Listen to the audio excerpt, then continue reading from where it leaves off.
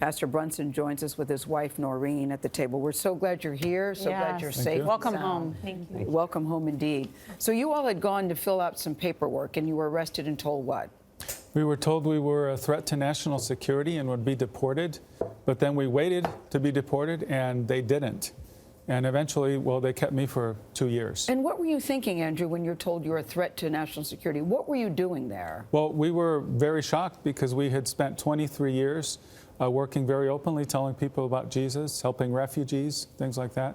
So we hadn't done anything that would harm national security. We were just telling people about Jesus. Did you ever think what you were doing would land you in prison, that it was dangerous? Not that it would land us in prison. We're the first ones who've experienced that in Turkey in a long time. And Noreen, what were they telling you? Same thing. We were together. So we were arrested together and held together initially for, I was there 13 days and then released suddenly. And after that release, though, what was that like? A lot of uncertainty, not knowing if I could remain in the country. I wanted to stay with him until this was all done. Just a lot of difficulty, a lot of ups and downs during that time. What did you think was happening to him? Were you all able to communicate with each other during that time? What did you think? Very little, very little. So you knew he was safe? He was moved. There were just so many question marks. What's happening? Silence. We're not told what's going on, what's going to happen. I was very isolated in prison. I was for some time in solitary confinement, and then in another prison that was quite overcrowded. And I was overcrowded like how? Well, we were a cell for 8 people and had over 20 people there. In the cell for 8? Yes, yes. And there was very little contact with the outside, so I could see Noreen, for example, 35 minutes a week through glass, talking by phone. And so she actually is very strong and had to take me through this emotionally and spiritually. She was the only one I could receive truth from. And so when she would come in, she would encourage me, and that's what would keep me going through the next week. Yeah. Pastor Brunson, much has been written about you, and we followed your imprisonment for the past 2 years.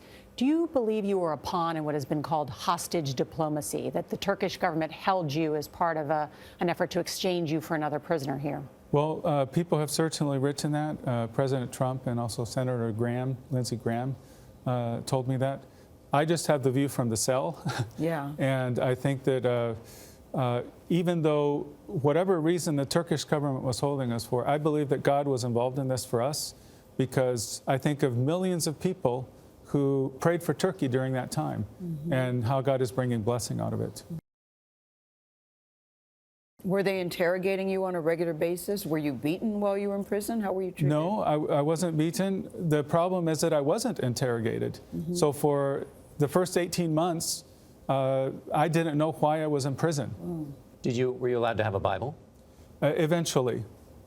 It took a while before I could have any books or Bible, but eventually I did have one. Was there a passage that got you through all this?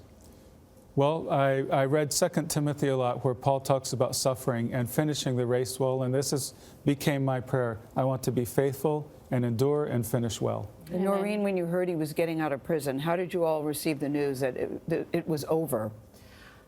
Incredibly relieved. We got on our knees in the courthouse. Yeah. Didn't care what anybody thought. Yeah, And you have just amazing. 3 children who called Turkey home for so many years. I want to ask you about your experience coming home and meeting with the president in the Oval Office. What was the first thing he said to you? I think he probably said, "Welcome home." And then after that? Yes. I don't really remember, but Noreen had actually had a dream about praying for the president before. And so she had that in her heart. So before we went to the White House, we prayed together and said, ask God to give us opportunity to pray for the president. And we asked him if we could do it, and he said yes. Said yes. Noreen? No, so I had a specific dream, specific verses.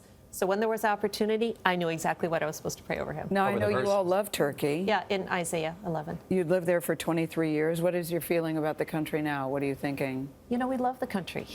We love it. We love the people. We have dear friends there. We pray for its blessing. But you're staying here. We're here for now. I don't think we can go back right now. Yeah. I'm one of the most hated people in Turkey, so.